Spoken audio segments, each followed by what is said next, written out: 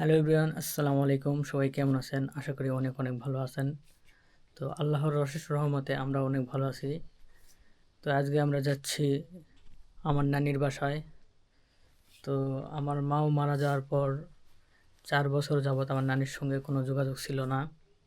তো কোনো একটা বিষয়ে মনোমালিন্য হওয়ার কারণে আমার নানিও আমার বাসায় আসেনি এবং আমিও যাইনি খুব একটা।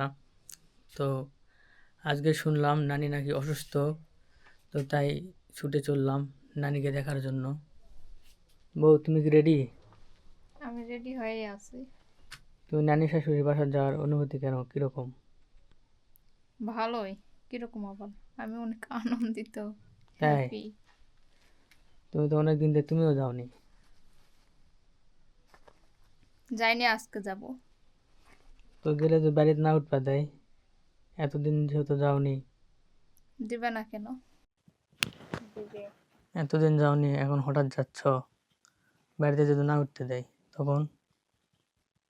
তোমাকে বলিছে দিবে না, আমাকে যাই উঠপাট দিব না। তো আমার নানির খুব ইচ্ছা ছিল যে নানির একটা লাতিন আছে, তো সেই লাতিন দিয়ে আমাকে বিবাহ দিবে, কিন্তু আমি আমার নানির কথা না শুনে এটাকে নিয়ে এসেছি। আমিও সম্পর্কে নাতিনি হচ্ছি, বুঝো নি? তো এই কারণে আমার নানি একটু মন খারাপ।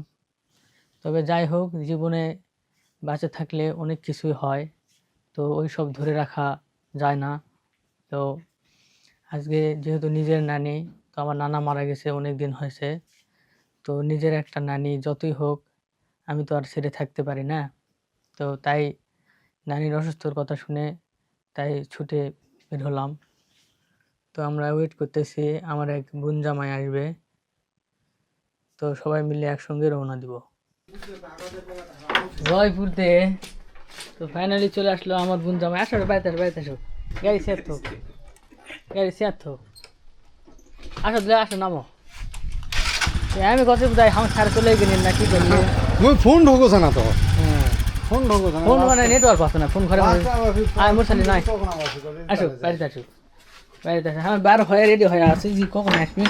একসাথে বের হবো। এই কোটে গেল?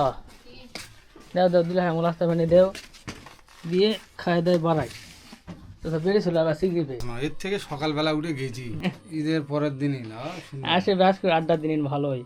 দুদিন ধরে ভালো না, ওই দিন আমরা গেছিলাম শ্বশুরের বাড়ি, ওই দিন শ্বশুরের বাড়ি যাওয়ার কারণে আর কোনটা যাওয়া পারিনি।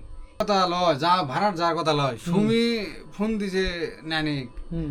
দিয়ে কয়ে ভেড়া বলে খিলাবো তে কয়ে হয় ভেড়া থুইছু তোরা সবগুলো আসো এই আবার না পারে সবগুলো আবার গিয়ে তারপর নানির বললেন শরীরও খারাপ, শুনলো তো। যাই সবাই যাওয়া যায় দেখে হোক, যাই যাই, নানির ভেড়াও খাওয়া হবে, হ্যাঁ নানির কি অবস্থা নানির দেখাও হবে। তো যাওয়া হয়নি, আমি তো আরো যাইনি 4 বছর থেকে। তোমার তো মাঝে মধ্যে তাও যাইন। হ্যাঁ হোক, দাও, 4 বছর 4 বছরই হবে।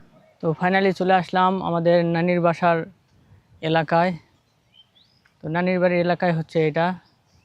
তো এদিকের মানুষ তরমুজ, ক্ষীরা, বাঙ্গি এসব চাষাবাদ করে, যেটাকে খরালি আবাদ বলে। তবুও কেমন লাগতেছে? চলে তো এলেন নানির বাসায়, এখনো যাইনি। নানি শাশুড়ির বাসায়। তো গাইস, আমরা এখানে একটু ব্রেক নিলাম। তো এখানকার ওয়েদারটা হচ্ছে একদম সুন্দর। তো চারিপাশে সবুজ প্রকৃতি, যে সৌন্দর্যের একটা দৃশ্য। তো তাই ভাবলাম আমরা একটু রেস্ট নেই, এর সাথে আমাদের যে বাইকটাও একটু রেস্ট নেক, নাকি বলো? হুম। তো গাইস, দেখা হচ্ছে আমাদের নানির বাসায় গিয়ে। তো আমরা একটু রেস্ট নিচ্ছি। তো আর বেশিক্ষণ নাই, ওই যে সামনে দেখা যাচ্ছে যে গ্রামটা, ওই সামনে গ্রাম, ওই গ্রামটাই হচ্ছে আমার নানি বাড়ি এলাকা। তো এখানে তরমুজের জমিও আছে আমাদের মামার।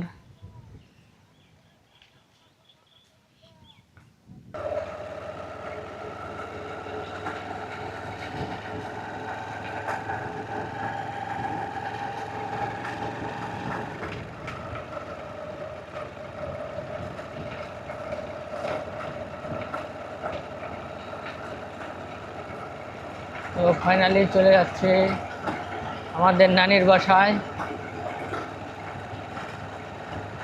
দীর্ঘ 4 বছর আগে আসছিলাম, এর মধ্যে আর আসা হয়নি।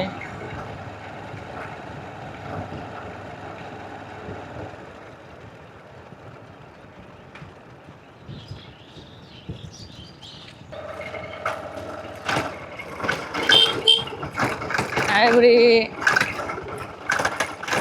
এটা क्या আগেল আছে ওটা পাবে হ্যাঁ এগুলি আগে আগেল আছে কহ দিনে আসো আসো আসো আসো বাইরে আসো। তো আমার 2 ভাগ্নে আর ভাগ্নি আমাদেরকে আগে লিবে আইছে রাস্তায়।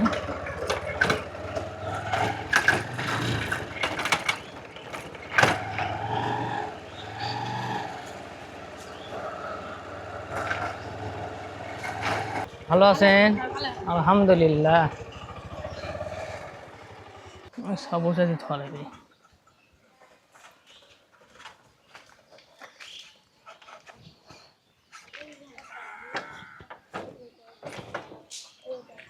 এটা খুলে নাও।